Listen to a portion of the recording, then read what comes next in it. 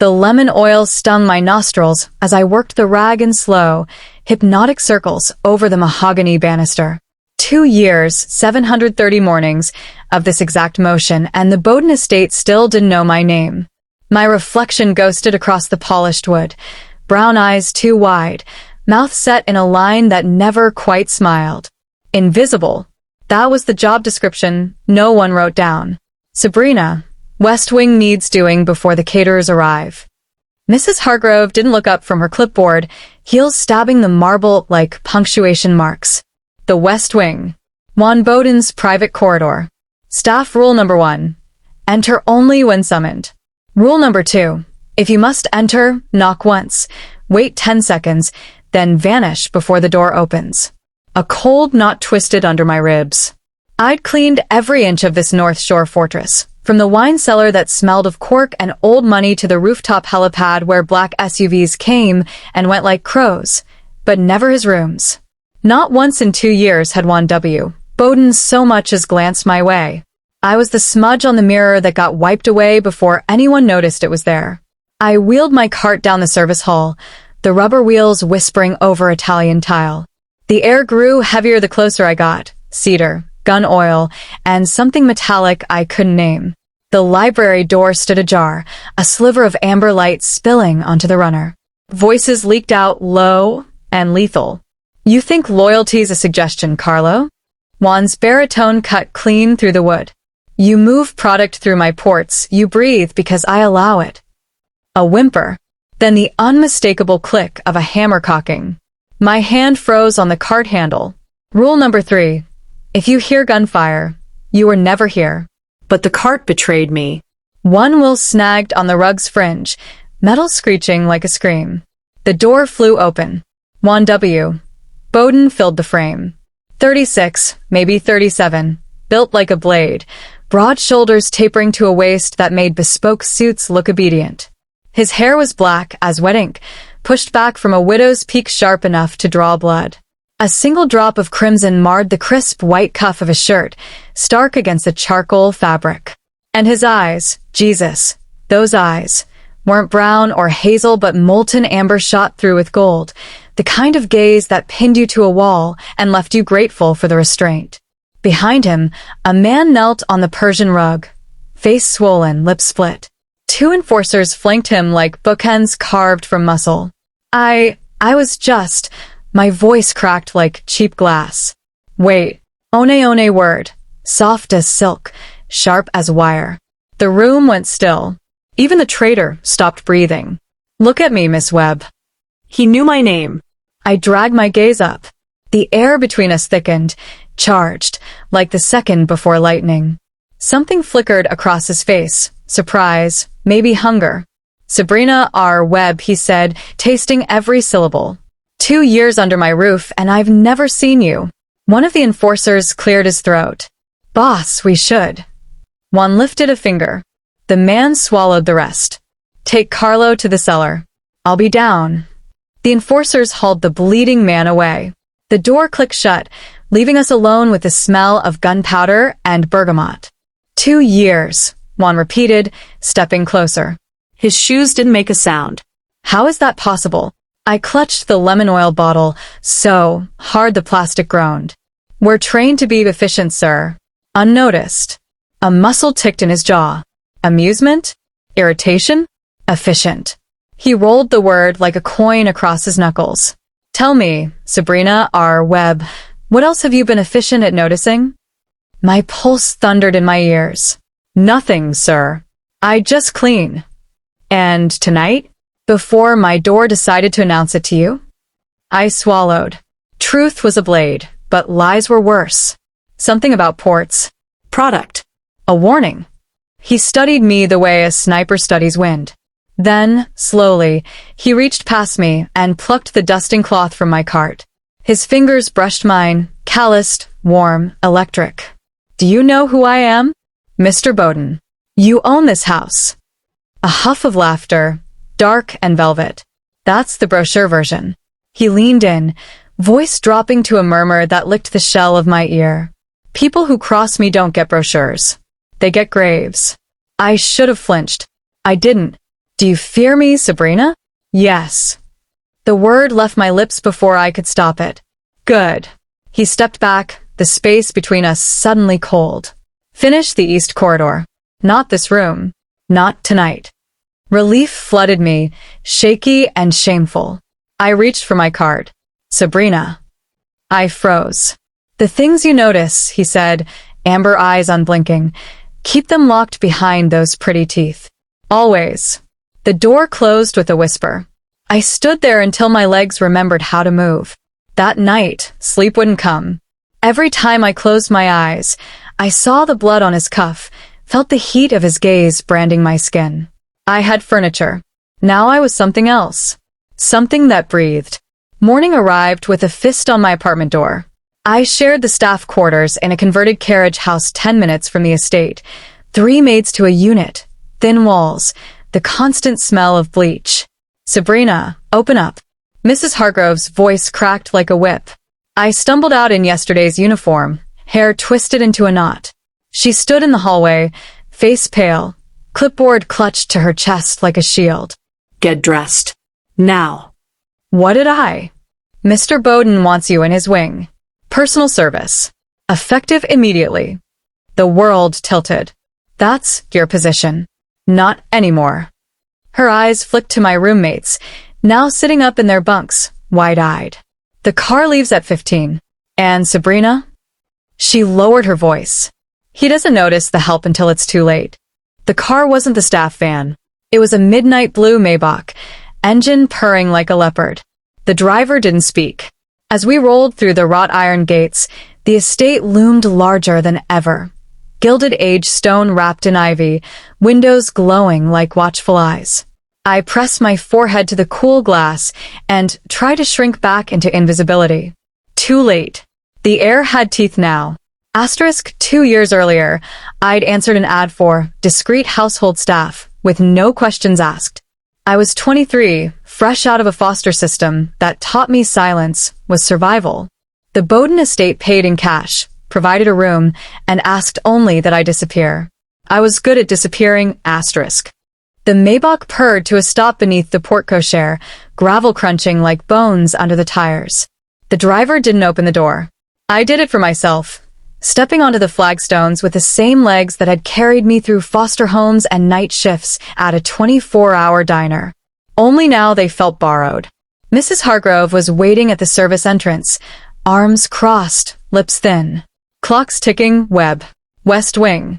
Don't keep him. I followed her through corridors I'd polished 1,000 times, but never entered at this hour. The house felt different before sunrise, quieter, predatory, like it was holding its breath.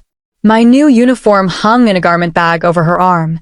Black dress, starched apron, shoes with a heel just high enough to remind me I was on display. She shoved it at me outside a paneled door I'd never seen unlocked. Change. Then knock once. He hates waiting.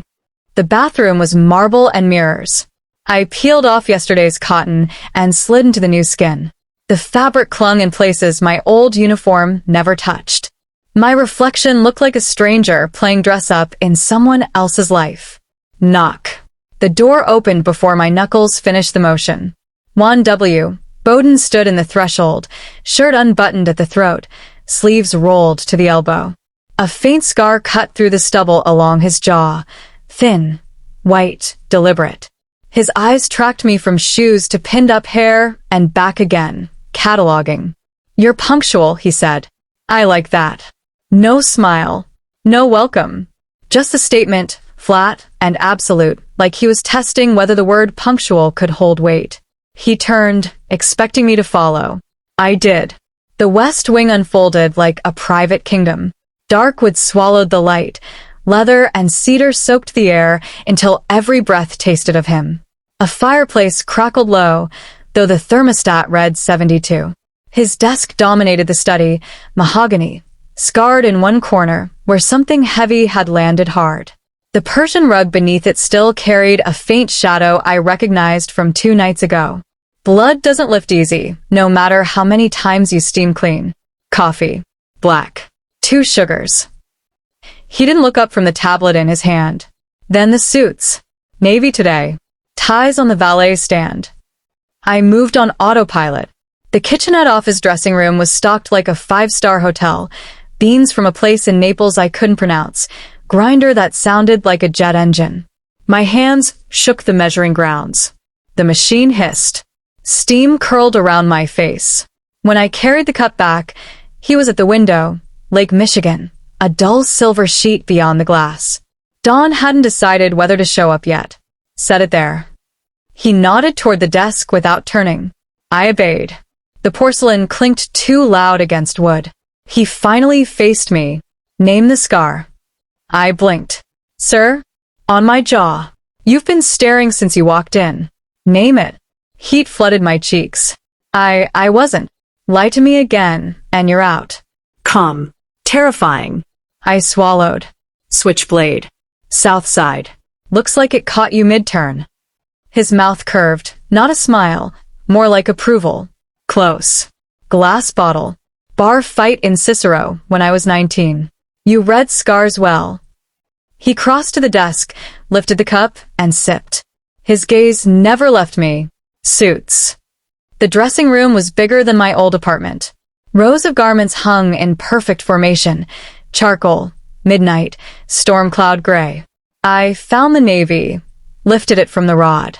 The fabric was cool, heavy, and expensive enough to pay my rent for a year. Shoes, he said from behind me. Black cap-toe. Left shelf. I knelt. The carpet was plush enough to swallow sound. When I stood, he was closer. Too close. Cologne and coffee and something darker. Gun oil. Maybe, or just the residue of last night's violence. Tell me something, Sabrina Webb. His voice dropped, intimate as a secret. Why do you flinch when someone says your name? My spine locked. I don't. You do. Like it burns.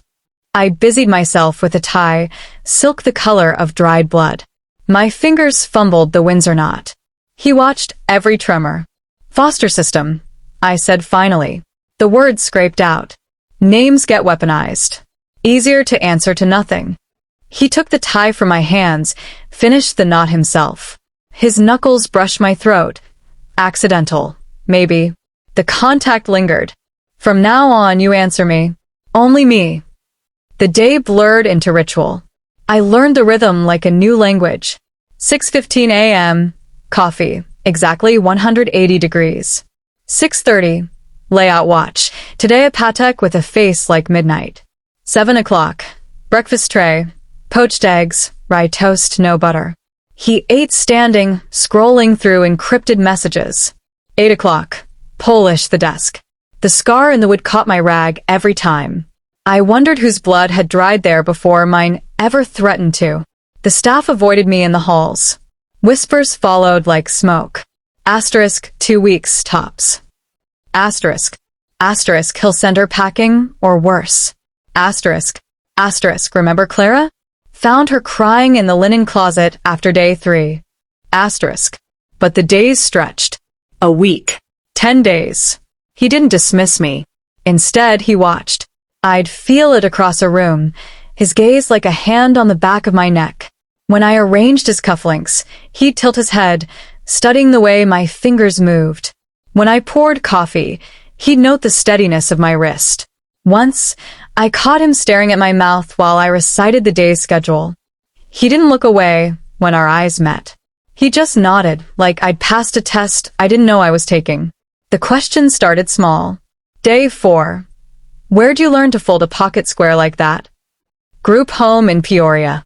Matron was ex-military. Said sloppy corners bred sloppy minds. Day 6. You hum when you dust. What song? I froze, rag midair. Didn't realize I was. Answer. House of the Rising Sun. My mom used to. I stopped. He waited. Doesn't matter. It does to me. Day 9. Why don't you look people in the eye? We were in his bedroom. Off limits to everyone else. I was stripping bedsheets that cost more than my first car. Sunlight slanted through bulletproof glass, striping the floor and bars. Eye contact gets you noticed, I said. Noticed gets you moved. Or hurt. He leaned against the doorframe, arms crossed. And now. I met his gaze then. Amber and gold. Something flared in his expression. Too fast to name. He pushed off the frame, closed the distance in 3 strides. Stopped just short of touching. Wrong, he said softly. You always have a choice. You just stopped making the safe when the night you rolled that card into my library. My pulse thundered in my ears. He smelled like cedar and danger, and the promise of something I wasn't ready to name. That night, I lay in the narrow bed of my new room, adjacent to his suite, door locked from the outside, and stared at the ceiling. The estate was silent except for the wind off the lake, rattling windows like it wanted to. I replayed his voice. Not gentle, curious, dangerous. He looked at me as though he'd discovered a secret in plain sight. Sleep didn't come. Instead, I catalogued the new bruises on my soul. The way my name sounded in his mouth, like ownership. The way his eyes tracked me when he thought I wasn't looking. The way my body leaned toward him without permission, like a flower toward a flame it knows will kill it. Somewhere past 3 a.m., I heard footsteps in the hall. Bare feet on marble. They paused outside my door. I held my breath. The knob didn't turn. But I felt him there, on the other side of the wood, listening, waiting, deciding. When the footsteps retreated, I pressed my face into the pillow to muffle the sound I refused to let out. I was no longer invisible. And God help me, I wasn't sure I wanted to be. The dinner was scheduled for 8, but the house had been vibrating since noon. Caterers in black vests darted like ravens. Crystal goblets chimed in perfect pitch. Mrs. Hargrove's voice cracked across the service corridor like a starter pistol. I was issued a silver tray the size of a hubcap and a warning. Asterisk, eyes down, mouth shut. Disappear the second the glass is empty. Asterisk. I almost laughed. Disappearing was the one skill I'd already lost. By 7:30, the grand dining room glowed under low chandeliers, the kind that cost more than most people's houses. Long table, white linens, place cards in calligraphy sharp enough to cut. 24 guests, rival capos, lieutenants, a federal judge who pretended not to notice the armed shadows in every corner. Juan sat at the head, midnight suit, blood-red tie, the scar on his jaw catching the candlelight like a secret. I circulated with the Pinot, shoulders back, tray balanced on splayed fingers the way Mrs. Hargrove drilled into us. The air was thick with cigar smoke and the metallic tang of deals being sliced open between courses. Vincent DeLuca was 3 seats down on Juan's left, second-generation muscle turned consigliere, all Roman nose and easy grin. He'd been watching me since I refilled his glass the first time. Second pour, he caught my wrist before he, light, playful, the kind of touch that pretended to be accidental. Careful, sweetheart, he murmured, thumb brushing my pulse. That bottle's heavier than it looks. Let me help. His voice carried the lazy confidence of a man who'd never been told no. Around the table, conversation dipped, then resumed louder, like water closing over a stone. I smiled the way I'd been taught, polite, vacant, and eased free. I've got it, Mr. DeLuca. Vincent, he corrected, eyes laughing. We're all friends here. Across the linen, Juan lifted his glass. The stem cracked between his fingers with a sound like ice breaking. A hairline fracture spider-webbed upward. Red wine bled over his knuckles in perfect silence. No one else seemed to notice. His face stayed marble. Only his eyes moved, locked on Vincent's hand where it had touched me. I felt the shift in the room the way animals feel storms. Dessert came and went. Port. Cigars. The men rose in a rustle of expensive wool, migrating to the courtyard for air. I cleared plates, hand steady through muscle memory alone. When the last crystal was stacked, Mrs. Hargrove hissed, "Courtyard. Coffee." Move." The night outside was crisp, late October Chicago wind knifing off the lake. Torches lined the stone paths. The fountain hissed like a warning.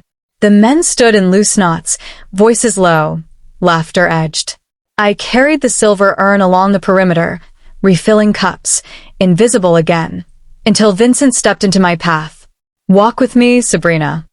He said my name like he'd earned it. "Boss won't mind." He was wrong.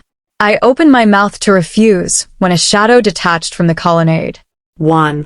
No jacket now, sleeves rolled, the cracked wine glass still in his grip like a trophy. The torchlight painted the blood on his cuff black. DeLuca. One word, soft as velvet over steel. A word. Vincent's grin faltered, but he sauntered over. I should have kept moving. Instead I watched, could not, as Juan leaned in, murmured something too low to catch. Vincent's shoulders stiffened. Then Juan's hand settled on the back of his neck, friendly, almost paternal. They walked deeper into the garden, swallowed by boxwood. 10 minutes later, I was wiping down the sideboard when the scream came, short, wet, cut off. I dropped the rag and ran. The courtyard was empty except for the fountain and the torches. Then I saw him. Vincent lay crumpled near the rose trellis, facing a ruin of blood and swelling. One eye already shut, lips split to the teeth. His white shirt was crimson, tie askew like a noose. He groaned, tried to push up, and collapsed. Footsteps behind me. I spun. Juan stood at the archway, knuckles raw, breathing even. The cracked wine glass was gone. In its place, a smear of Vincent's blood on his cuff. Fresh, bright, deliberate. Our eyes locked. The air between us crackled, alive. He didn't speak, just tilted his head toward the house. Go. I went. An hour later, the summons came via intercom, terse midnight voice. Study. Now. The west wing was dark except for the fire. Juan stood at the window, back to me, city lights glittering on the lake like broken glass. He'd changed shirts. The blood was gone, but the scent of it lingered under cedar and smoke. Close the door. Click. He turned. The firelight carved hollows under his cheekbones, turning the scar into a lightning bolt. You will not speak to him again. His voice was low, controlled, the kind of quiet that made the hairs on my arms rise. He was only being kind. A muscle jumped in his jaw. Kindness has no place in this house. He crossed the room in 3 strides, stopped just short of touching. Heat rolled off him, rage, restraint, something darker. Do you understand what you are now? His gaze raked my face, throat, the pulse hammering under my collarbone. You're mine to protect. Mine too. He cut himself off, jaw clenched so tight I heard the click of teeth. The air thickened, electric. I couldn't breathe, couldn't move. It wasn't rage that scared me. I whispered later, to the mirror in my room, to the bruise blooming where his gaze had landed. It was the way he said my name, like a claim, like a brand, like the first crack in the empire he'd built on silence. And somewhere down the hall, Vincent DeLuca was being stitched up by a doctor who asked no questions, learning the same lesson I already knew. In Juan Bowden's world, attention was a currency, and jealousy was the interest, paid in blood. The morning light came in sideways, thin and gray, the kind of November dawn that never quite commits. I was on my knees in Juan's study, feather duster in one hand, a soft cloth in the other, working the baseboards the way Mrs. Hargrove insisted. Asterisk, corners collect sins, Webb. Scrub like you means redemption. Asterisk. The room smelled of yesterday's fire and the ghost of his cologne. Bergamot, smoke, something metallic I'd stopped trying to name. I'd been his personal maid for 19 days now. 19 mornings of coffee at 180 degrees, 19 navy suits. 19 times I'd felt his eyes track the line of my spine when he thought I wasn't looking. I moved along the floorboards beneath the built-in bookcases, the ones that stretched to the ceiling like a cathedral of secrets. One plank felt wrong, raised a hair, a whisper of give under my knee. I pressed. It lifted. A hollow space stared up at me. Inside, a leather-bound ledger, edges worn soft, the kind of book that weighed more than paper should. My pulse stuttered. I knew better. I knew. But my fingers moved anyway, lifting it free. The pages cracked open like a confession. Names. Dates. Dollar amounts that made my foster kid brain short-circuit.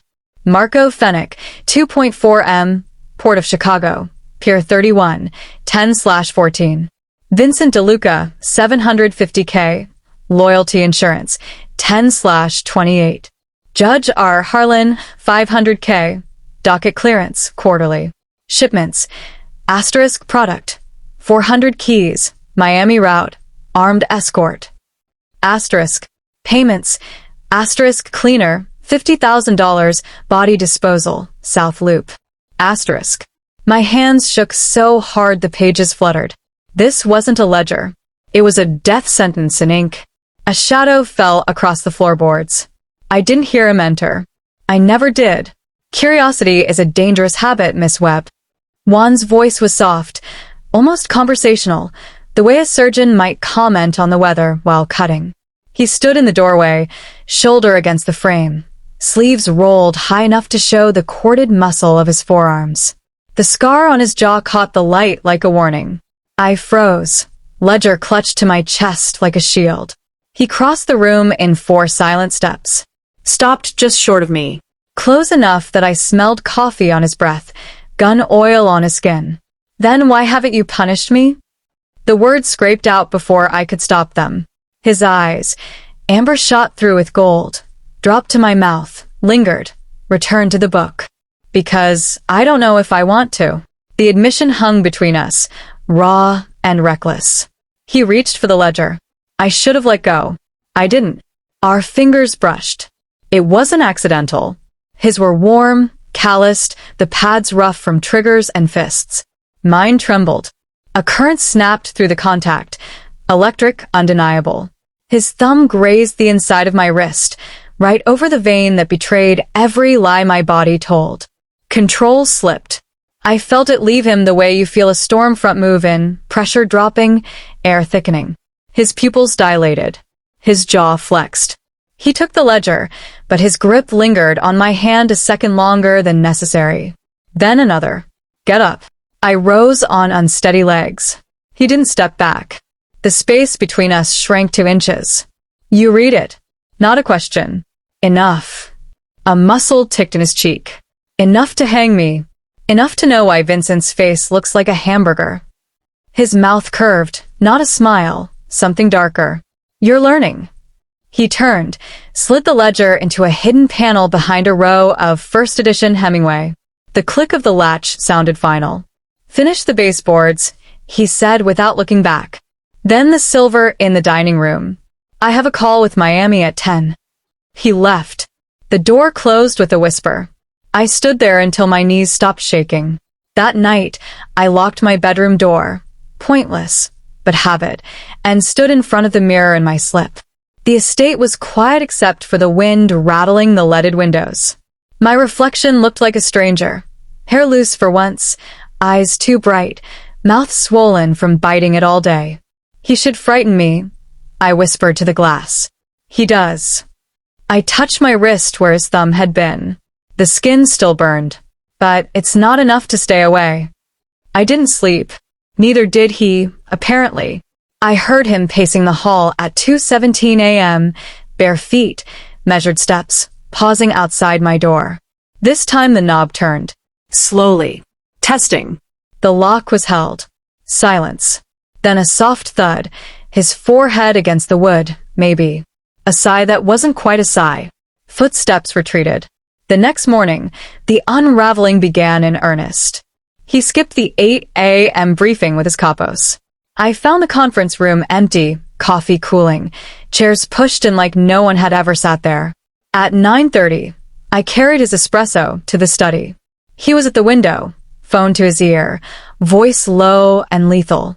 Tell Fennec if he wants to play games. I'll burn his warehouses to the waterline.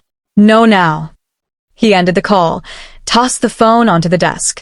It skittered across the wood and stopped against the scar, the one from the blood I'd never forget. You're late, he said, but there was no bite in it. Traffic on the service road. Delivery truck. A lie. I'd been watching him from the hallway, trying to read the tension in his shoulders. He didn't call me on it. Just took the cup, fingers brushing mine again. This time, he didn't let go immediately. Have you eaten yet? I blinked. It's not my job to. Answer the question. No. He crossed to the intercom, pressed a button. Mrs. Hargrove. Eggs. Rye toast. 2 plates. Study. 5 minutes. I stared. Sir. Sit. He nodded at the leather chair opposite his desk, the one no one else was allowed to touch. I sat. The food arrived. He ate standing, leaning against the desk, watching me pick at my eggs like they might bite back. You're too thin, he said. Foster homes. I nodded. They feed you. Sometimes. He made a sound, low, disgusted. Not at me. At them. After that, the habits cracked one by one. Day 21 asterisk, he canceled a sit-down with the Cleveland family. Stayed in the library instead, reading The Old Man and the Sea while I dusted the shelves I'd dusted yesterday. His eyes tracked me over the top of the pages. Day 23 asterisk, I found him in the gym at 4 a.m., shirtless, wrapping his hands. Sweat carved rivers down the muscles of his back. He didn't stop when I entered with fresh towels. Just watched me in the mirror. Day 25 asterisk, he started leaving his door open. Not wide. Just enough. I'd pass and see him at the desk, tie loosened, sleeves rolled, staring at nothing. Once, I caught him tracing the scar on the wood with one finger, the blood scar. Day 27 asterisk, the watching became blatant. I'd be folding his shirts, and he'd appear in the doorway, silent. Lean there. Study the way my hands move. The curve of my neck when I reached high. Once, I turned too fast and nearly collided with him. He steadied me with a hand on my waist, firm, possessive. Careful, he murmured. You'll bruise. His thumb swept once across my hip bone. Then he was gone. The staff noticed. He's off his game, Cook whispered while peeling potatoes. Asterisk, missed 2 collections. Let a runner skate on a late payment. Asterisk, heard he punched a hole in the wall of the billiard room. A gardener muttered. Asterisk over a maid. Asterisk. I pretended not to hear, but I felt it, the empire fraying at the edges because its king couldn't stop staring at the help. One night, I found a single red rose on my pillow. No note. Just the flower, petals dark as dried blood. I didn't sleep that night either. Instead, I stood at my window and watched the lake. The moon hung low, bloated, the color of a healing bruise. Somewhere in the west wing, a door opened and closed. Footsteps. They didn't stop at my door this time. They kept going, down the hall, to the study. I crept after them, barefoot, nightgown whispering against my thighs. The study door was ajar. Firelight flickered inside. Juan stood at the window, back to me, shirt unbuttoned, glass in hand. Whiskey, from the smell. He spoke without turning. Can't sleep either? I froze in the doorway. Come in, Sabrina. I stepped inside. The fire crackled. The ledger's hiding place stared at me from the bookcase like a third eye. He turned. His chest rose and fell too fast. The scar on his jaw looked silver in the firelight. You're unraveling me, he said. Voice rough. Do you know that? I should have denied it. Should have run. Instead, I whispered. Good. His glass hit the desk with a thud. 2 strides, and he was in front of me, hands cupping my face, thumb stroking my cheekbones like he was memorizing the shape of surrender. I should send you away, he said against my forehead. Put you on a plane to anywhere but here. But you won't. No, his laugh was bitter. I won't. His mouth hovered over mine, not kissing, just breathing me in.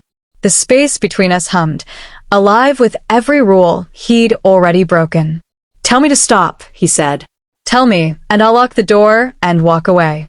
I didn't. Couldn't. His control snapped like a bone. He kissed me like a man drowning, hard, desperate, teeth scraping my lip, hands fisting in my hair. I tasted whiskey and rage and something that might have been fear.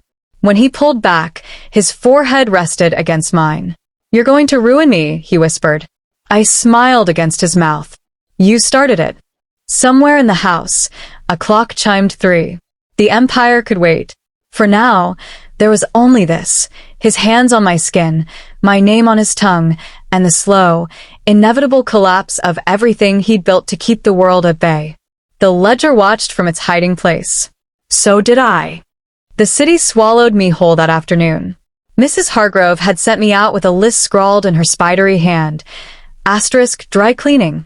Armani on Michigan Avenue Pharmacy, discreet.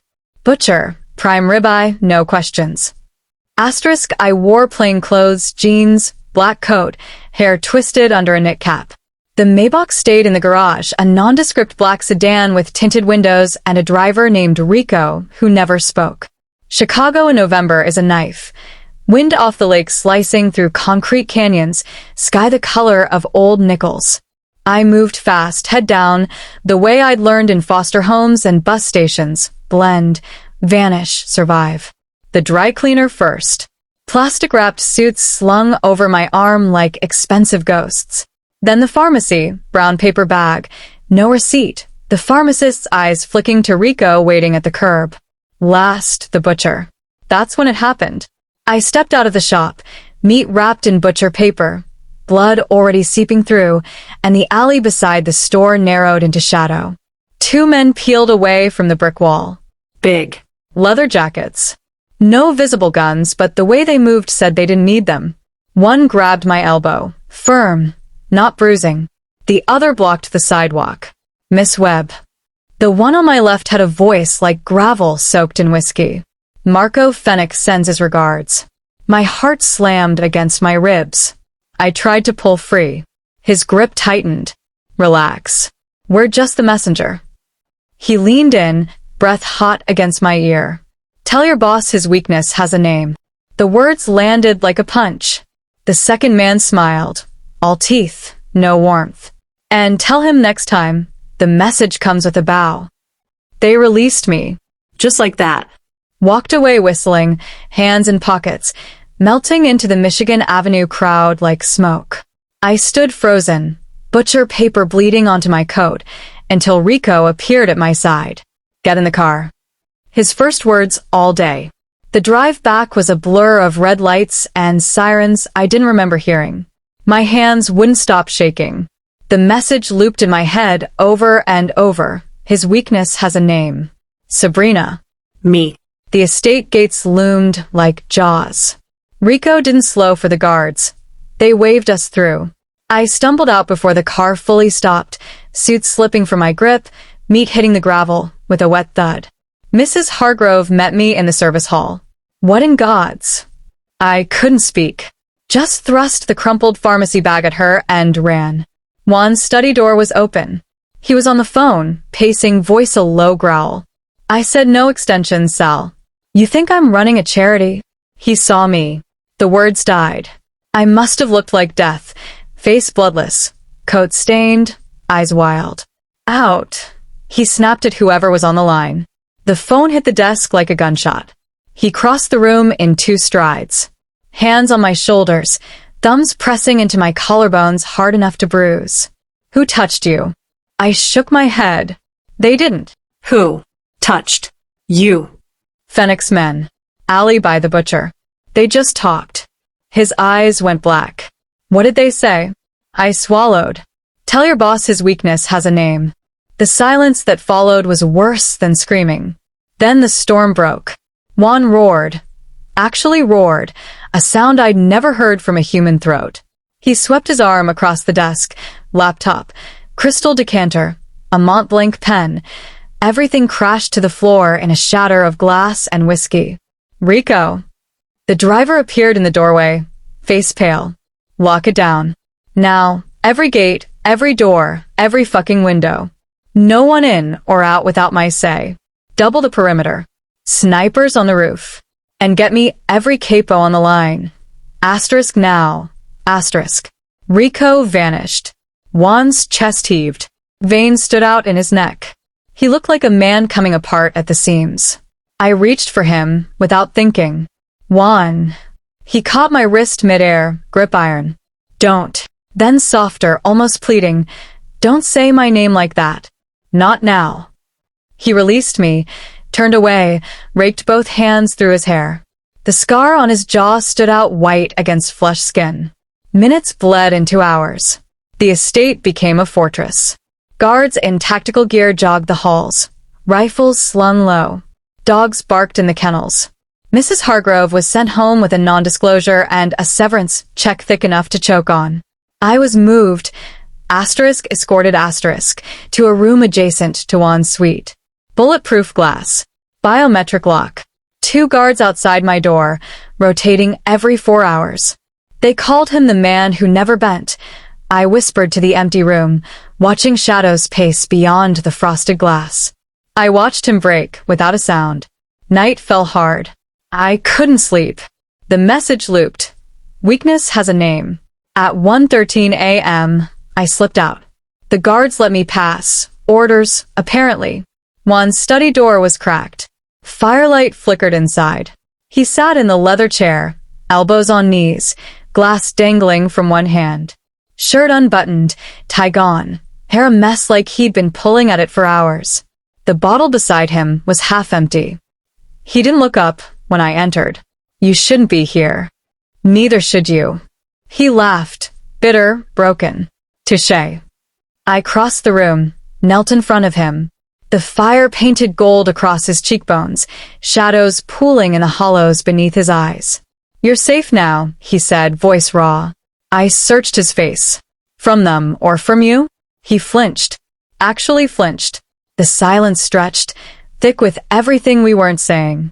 Finally, he reached out, slow, like I might bolt. Cupped my cheek with a hand that trembled, just once. I'd burn the city before I let them touch you again. His thumb brushed my lower lip. But I'm not sure I won't destroy you myself. I leaned into his touch. Then we're even. His eyes closed. When they opened, the storm was still there, but banked. Sleep, he said. In my bed. Guards outside. I'll take the couch. I started to protest. No arguments. Not tonight. He stood, pulled me up with him, led me through the connecting door into his bedroom. Massive, dark, the scent of cedar and gun oil and him. The bed was unmade. He'd been pacing here too. He tugged back the covers. In. I climbed in, still in my jeans and sweater. The sheets were warm from his body. He stood over me, hands clenched at his sides. Juan. He met my eyes. I'm not sorry they know my name. His jaw worked. You should be. But I'm not. He exhaled, shaky, almost a sob. Then leaned down, pressed his forehead to mine. Sleep, Sabrina. He didn't leave. Sat on the edge of the bed, back to me, shoulders rigid. After a while, his hand found mine under the covers. Hold it like a lifeline. I drifted off to the sound of his breathing. Uneven, furious, terrified. Outside, the guards changed shifts. Dogs barked. The wind howled like it wanted to. Inside, the man who never bent held my hand until dawn, breaking in silence. And I let him. The city swallowed me whole that afternoon. Mrs. Hargrove had sent me out with a list scrawled in her spidery hand.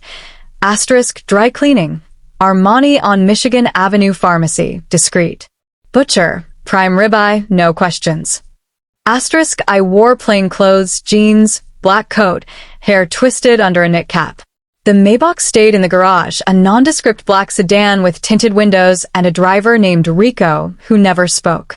Chicago in November is a knife. Wind off the lake slicing through concrete canyons, sky the color of old nickels. I moved fast, head down, the way I'd learned in foster homes and bus stations. Blend, vanish, survive. The dry cleaner first. Plastic-wrapped suits slung over my arm like expensive ghosts. Then the pharmacy, brown paper bag. No receipt. The pharmacist's eyes flicking to Rico waiting at the curb. Last, the butcher. That's when it happened.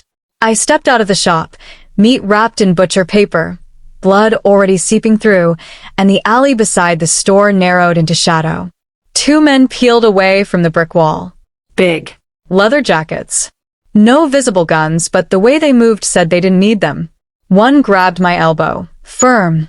Not bruising. The other blocked the sidewalk. Miss Webb. The one on my left had a voice like gravel soaked in whiskey. Marco Fennick sends his regards. My heart slammed against my ribs. I tried to pull free. His grip tightened. Relax. We're just the messenger. He leaned in, breath hot against my ear. Tell your boss his weakness has a name. The words landed like a punch. The second man smiled. All teeth, no warmth. And tell him next time, the message comes with a bow. They released me. Just like that. Walked away whistling, hands in pockets, melting into the Michigan Avenue crowd like smoke. I stood frozen, butcher paper bleeding onto my coat, until Rico appeared at my side. Get in the car. His first words all day. The drive back was a blur of red lights and sirens I didn't remember hearing. My hands wouldn't stop shaking. The message looped in my head over and over. His weakness has a name. Sabrina. Me. The estate gates loomed like jaws. Rico didn't slow for the guards. They waved us through. I stumbled out before the car fully stopped, suit slipping from my grip, meat hitting the gravel with a wet thud. Mrs. Hargrove met me in the service hall. What in God's? I couldn't speak. Just thrust the crumpled pharmacy bag at her and ran. Juan's study door was open. He was on the phone, pacing, voice a low growl. I said, no extensions, Sal. You think I'm running a charity? He saw me. The words died. I must have looked like death, face bloodless, coat stained, eyes wild. Out. He snapped at whoever was on the line. The phone hit the desk like a gunshot. He crossed the room in 2 strides. Hands on my shoulders, thumbs pressing into my collarbones hard enough to bruise. Who touched you? I shook my head. They didn't. Who touched you? Phoenix men. Alley by the butcher. They just talked. His eyes went black. What did they say? I swallowed. Tell your boss his weakness has a name. The silence that followed was worse than screaming. Then the storm broke. Juan roared. Actually roared, a sound I'd never heard from a human throat. He swept his arm across the desk, laptop, crystal decanter, a Mont Blanc pen. Everything crashed to the floor in a shatter of glass and whiskey. Rico. The driver appeared in the doorway, face pale. Lock it down. Now, every gate, every door, every fucking window. No one in or out without my say. Double the perimeter. Snipers on the roof. And get me every capo on the line. Asterisk now. Asterisk. Rico vanished. Juan's chest heaved. Veins stood out in his neck.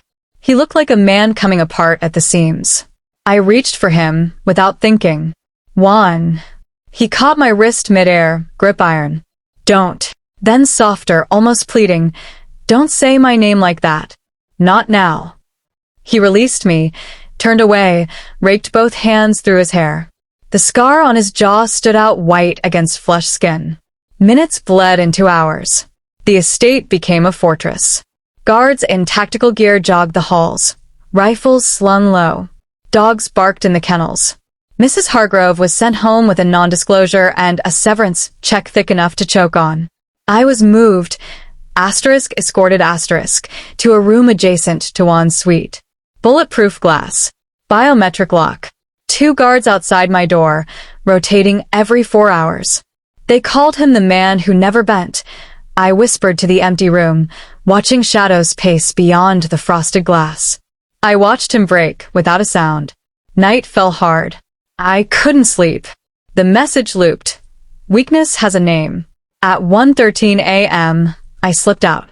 The guards let me pass. Orders, apparently.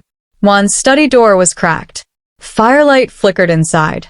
He sat in the leather chair, elbows on knees, glass dangling from one hand. Shirt unbuttoned, tie gone, hair a mess like he'd been pulling at it for hours. The bottle beside him was half empty. He didn't look up when I entered. You shouldn't be here. Neither should you. He laughed, bitter, broken. Touché. I crossed the room, knelt in front of him. The fire painted gold across his cheekbones, shadows pooling in the hollows beneath his eyes. You're safe now, he said, voice raw. I searched his face. From them, or from you? He flinched. Actually flinched. The silence stretched, thick with everything we weren't saying. Finally, he reached out, slow, like I might bolt. Cupped my cheek with a hand that trembled, just once. I'd burn the city before I let them touch you again. His thumb brushed my lower lip. But I'm not sure I won't destroy you myself. I leaned into his touch. Then we're even. His eyes closed. When they opened, the storm was still there, but banked. Sleep, he said. In my bed. Guards outside.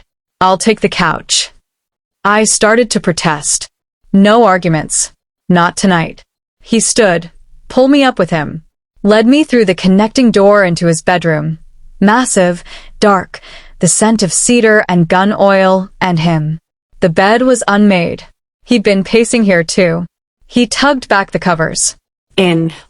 I climbed in, still in my jeans and sweater. The sheets were warm from his body. He stood over me, hands clenched at his sides. Juan. He met my eyes. I'm not sorry they know my name. His jaw worked. You should be. But I'm not. He exhaled, shaky, almost a sob. Then leaned down, pressed his forehead to mine. Sleep, Sabrina. He didn't leave. Sat on the edge of the bed, back to me, shoulders rigid. After a while, his hand found mine under the covers. Hold it like a lifeline. I drifted off to the sound of his breathing. Uneven, furious, terrified. Outside, the guards changed shifts. Dogs barked. The wind howled like it wanted to. Inside, the man who never bent held my hand until dawn, breaking in silence. And I let him. The first explosion tore through the east gate like a thunderclap from hell. Metal screamed. Floodlights shattered. The night turned orange and black and red. I was barefoot in Juan's shirt, glass from the library windows still glittering in my hair when the second blast hit the front doors. The concussion slammed me against the hallway wall, ears ringing, breath stolen. Juan's hand clamped around my wrist, iron bruising. Move. We ran. The estate I'd polished in silence for 2 years became a war zone in seconds. Marble floors cracked under boot heels. Chandeliers swung like pendulums, raining crystals. The air filled with cordite and smoke and the copper stink of blood. Phoenix men poured through the breaches. Black tactical gear, AR-15s, faces masked. Juan's guards met them in the foyer, muzzle flashes strobing like a nightmare disco. Juan dragged me left, down the service corridor I'd once wheeled my cart through at dawn. Now it was a gauntlet of ricochets and screams. A guard went down 3 feet ahead, chest blooming red, eyes wide in surprise. One didn't stop.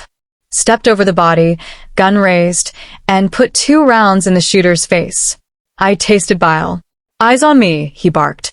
Not them. I obeyed. We hit the kitchen, stainless steel counters slick with blood, a cook cowering behind the island. One shoved me down, returned fire over the marble. 3 shots. A body dropped. Safe rooms this way. He hauled me through the pantry, past shelves of imported olive oil and truffles now shattered and burning. A hidden panel in the back wall, biometric lock. His palm slammed the pad. The door hissed open.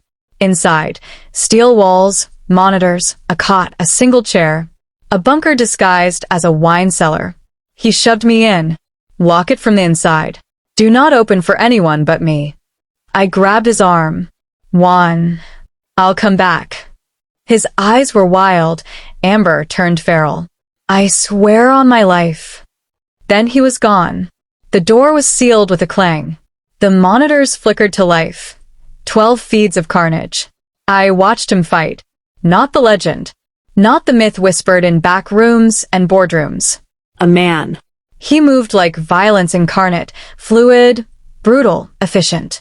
In the grand foyer, he took a round to the shoulder, didn't flinch, just pivoted and put 3 in the shooter's throat.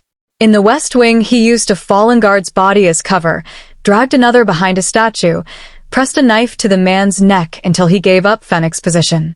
Every gunshot sounded like a heartbeat. Every scream, a confession. I saw him hesitate, hesitate, when a masked gunman grabbed a maid I recognized from the laundry. Juan's gun swung up, then froze. The maid's eyes met the camera. Pleading. The gunman put a bullet in her temple. Juan roared. He charged. 3 shots. The gunman dropped. Juan caught the maid's body before it hit the floor, lowered her gently, closed her eyes with blood-slick fingers. Then he looked straight into the camera. Straight at me. His mouth formed one word, stay. I pressed my palm to the screen. The siege stretched into hours. Explosions rocked the foundation. The monitors glitched, static, snow, then clarity. I watched Juan's men fall one by one. Watched Fennec's numbers thin. Watching the marble halls I'd once scrubbed on my knees turn into a slaughterhouse. At 5:47 a.m., the gunfire slowed. At 5:52, silence. The safe room door hissed open. Juan stood in the threshold, shirtless, the bullet wound in his shoulder oozing, face streaked with soot and blood. His eyes found mine. It's over. He looked broken. I stepped out. The estate was a ruin. Walls pockmarked. Furniture splintered. Bodies everywhere, some in tactical gear, some in Bowden livery. The grand staircase was cracked down the middle. The chandelier lay in pieces, crystals crunching under my bare feet. Juan led me through the carnage to the library, what was left of it. The rug where we'd made love hours ago was soaked in blood. The desk was overturned. Books smoldered. He stopped in the center of the room, chest heaving. I counted the bodies. 7 of Fennec's men. 4 of Juan's. And 1 more. Marco Fennec himself, kneeling, hands zip-tied, face swollen, one eye already black. Juan's gun was pressed to his temple. Tell her, Juan said, voice flat. Dead. Fennec spat blood. Your whore's the reason half my crew's dead. Juan's finger tightened on the trigger. Tell her why. Fennec laughed. Wet, gurgling. Because you're weak. Because you put pussy over power. Because the great Juan Bowden bent for a maid. Juan's jaw clenched. I stepped forward. Let him go. Both men looked at me. Let him go, I repeated. He's bait. You kill him here, his lieutenants retaliate. You let him live. You send a message. Juan's eyes searched mine. Message received, I said softly. You chose me. Now choose what comes next. He lowered the gun. Fennec sagged in relief. Juan nodded to the 2 surviving guards. Take him to the cellar. Chain him. No food. No water. Let him rot until I decide. The guards dragged Fennec away. Then it was just us. Juan sank to his knees in the blood-soaked rug. I knelt in front of him. His hands, those hands that had killed, that had held me, trembled as they cupped my face. You made me choose between my codes and you, he whispered. And I chose wrong, or maybe finally right. I kissed him. Tasted blood and smoke and tears. Around us, the empire smoldered. But we were still breathing. Dawn came in through the shattered windows like a thief, thin, gray, ashamed. The estate was quiet, but the silence had weight now, the kind that presses on the lungs. No birds. No wind. Only the drip of water from a ruptured pipe somewhere in the east wing and the occasional groan of settling beams. I stood in the staff quarters, my old room, the one I'd been moved out of weeks ago, and packed. The suitcase was small, black, the same one I'd arrived with 2 years earlier. A few uniforms, 2 pairs of jeans, the faded photo of my mother I'd kept hidden in a sock. Everything else, the maid's aprons, the polish-stained rags, the life of disappearing, could stay. I zipped the bag. The sound cracked like a gunshot in the stillness. Footsteps in the hall. Light. Hesitant. Mrs. Hargrove appeared in the doorway, face pale, hair escaping its bun. She carried a mug of coffee that trembled in her hands. You're leaving, she said. Not a question. I have to. She nodded once, eyes flicking to the bloodstains on my borrowed shirt. Juan's shirt. Still. He won't let you. I'm not asking. She stepped aside. The corridor outside was a museum of destruction. Bullet holes stitched across wallpaper. A portrait of Juan's grandfather hung crooked when I shot out. The marble floor, my asterisk floor, was streaked with dried blood and boot prints. I stepped over a shattered vase, the roses inside wilted and black. The grand staircase was cracked down the middle, a jagged scar. I descended slowly, suitcase bumping each step. In the foyer, 2 guards stood at attention, new faces, young, eyes hollow. They didn't stop me. The front doors hung open on broken hinges. Beyond them, the driveway was a graveyard of burned-out SUVs and shattered glass. The fountain still ran, pink with diluted blood. I was 10 feet from freedom when his voice cut through the silence. Sabrina. Juan stood at the foot of the stairs, barefoot, in sweatpants and a black t-shirt soaked with sweat and someone else's blood. His shoulder was bandaged, the gauze already spotting red. His hair was wild, eyes bloodshot, but the scar on his jaw stood out sharp as ever. He looked like a man who'd fought hell and lost. I kept walking. He moved faster. His hand closed around my wrist, gentle this time, but unbreakable. You don't understand. His voice was raw, scraped clean. They could take everything, money, power, my men. But not you. Never you. I tried to pull free. I'm not a thing to be taken, Juan. No, he said. You're the only thing I can't lose. His grip tightened. Not bruising. Pleading. I looked at him, really looked. The man who'd never bent was bent now. Shoulders curved inward. Eyes glassy with exhaustion and something deeper. Fear. Not from Fennec. Not of death. Of this. Of me walking away. The staff watched from the shadows. Cooks, gardeners, the few guards still breathing. Whispers followed like smoke. Asterisk, he killed 3 of his own last night. Said they hesitated. Asterisk. Asterisk, Fennec's still in the cellar. Screaming. Asterisk. Asterisk, he hasn't slept. I haven't eaten. Just sits outside her door. Asterisk. Power shifts. Retaliation. The empire teetering. All because of me. I saw it then. What his jealousy had done. Not just to his world. To his soul. The man who'd built an empire on silence and control had shattered it for a maid who once polished his floors. He'd executed lieutenants for hesitation. Let Fennec live as a message. Cancelled collections, burned bridges, broken every code he'd lived by. For me. His possessiveness was devotion and prison in one breath. I should have run. Instead, I dropped the suitcase. It hit the marble with a dull thud. Juan's eyes widened. I'm not staying because you won't let me, I said. I'm staying because I don't want to disappear again. His breath hitched. I stepped closer. Invisibility no longer fits. He released my wrist. Slowly. Like I might vanish if he moved too fast. I reached up, touched the bandage on his shoulder. You're bleeding through. I don't feel it. You will. He laughed, short, broken. Probably.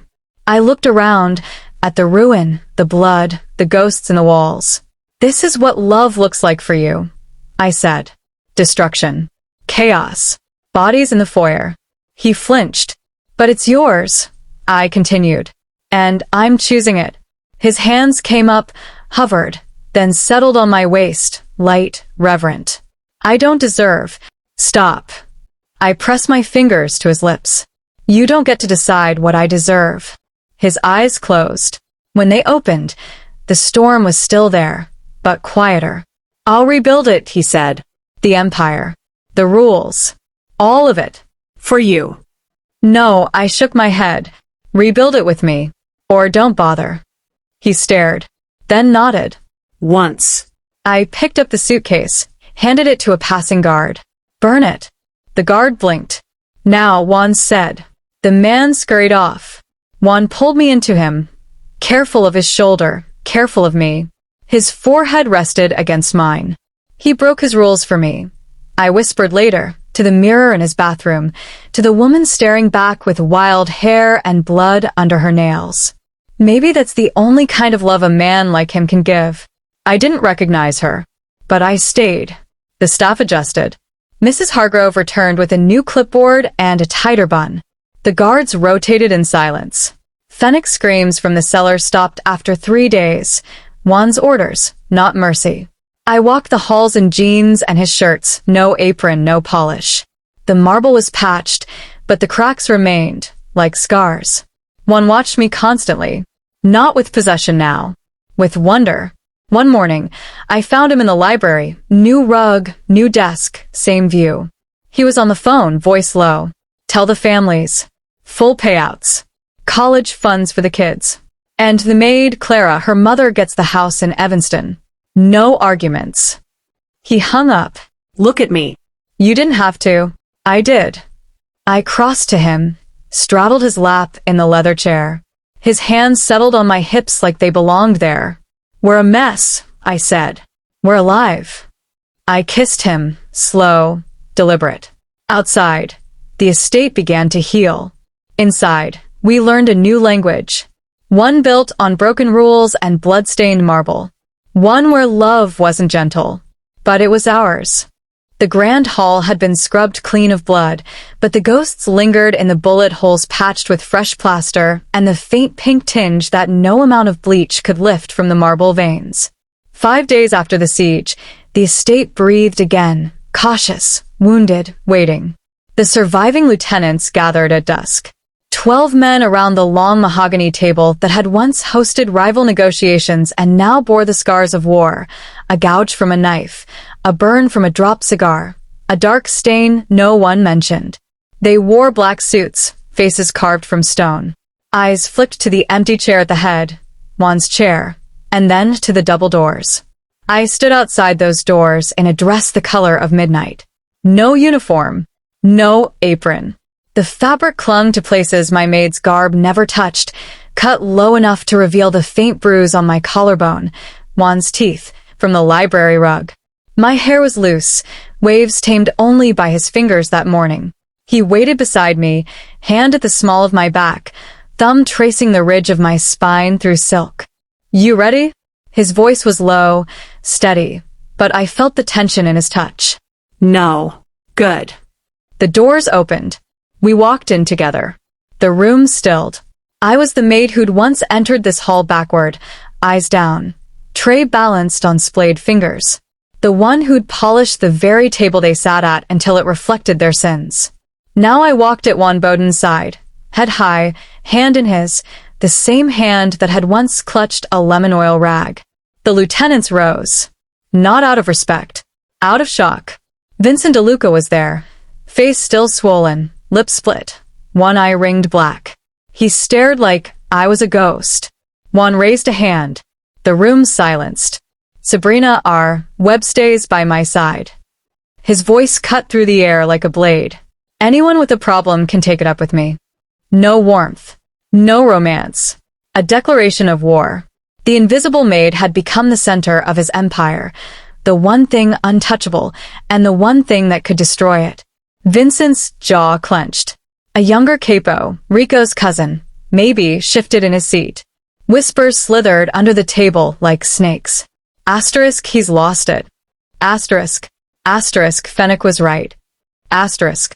Asterisk, she's a liability. Asterisk. Juan's grip tightened on mine. I felt every eye like a brand. He pulled out the chair at his right, the one reserved for his consigliera, now empty since the siege. I sat. The table was a battlefield of stairs. Juan remained standing. You all know the cost of last night, he said. 7 of ours. 4 of Fennec's. The maid, Clara, paid with her life because she was in the wrong hallway. Her mother gets the house in Evanston. Her brother gets a trust. That's not negotiable. Silence. Fennec rots in the cellar until I decide his fate. His lieutenants are being hunted. His ports are burning. His money is frozen. That's not negotiable either. He leaned forward, palms flat on the table. But this, his eyes swept the room, landed on me. This is negotiable. With bullets. With blood. With your lives. If you can't stomach it, walk out now. I'll even give you a head start. No one moved. Vincent finally spoke, voice rough. Boss. With respect, she's. Juan's hand slammed the table. The gouge deepened. She's the reason you're breathing. She saw the ledger. She saw the siege coming. She told me to let Fennec live as a message. And she was right. Vincent's mouth opened. Closed. Juan straightened. The meeting was adjourned. Clean up your districts. Double the protection on the families.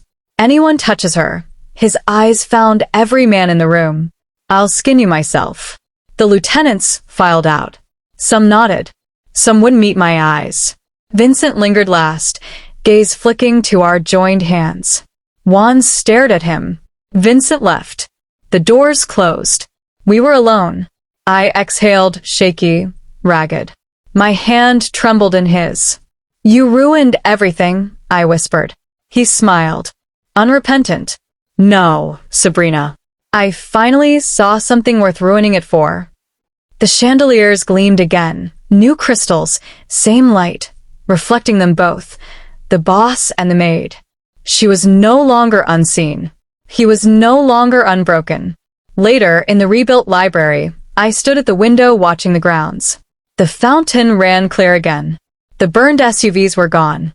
New gates, steel, reinforced, rose where the old ones had fallen. Juan came up behind me, arms sliding around my waist, chin resting on my shoulder. They'll test us, he said. I know. They'll try to take you. Let them. He turned to face him. You're not afraid? I touched the scar on his jaw. I'm terrified, but I'm done hiding. His eyes searched mine. You could still leave. I'd let you. I'd hate it, but... I kissed him. Hard. When I pulled back, his breath was ragged. I'm not going anywhere, I said. You burned the world for me. The least I can do is stand in the ashes. He laughed low, real. The sound I'd only heard in the dark. To be visible, I whispered later, to the mirror, to the woman in the midnight dress with fire in her eyes, is to be dangerous. And to be loved by a man like Juan W. Bowden is to burn. I didn't flinch from the reflection. The empire rebuilt around us, stronger, sharper, merciless. I walked the halls without a tray, without a rag. The staff bowed now. Not to me. To us. Juan never let go of my hand in public. In private, he knelt. The maid who'd once been heir in the corridors now sat at the table where empires were carved. And the man who'd never bent? He bent for me. Every night. Every dawn. The chandeliers gleamed. We burned. If you enjoyed this story, like, subscribe, and share with others so they can learn too. See you in our next video.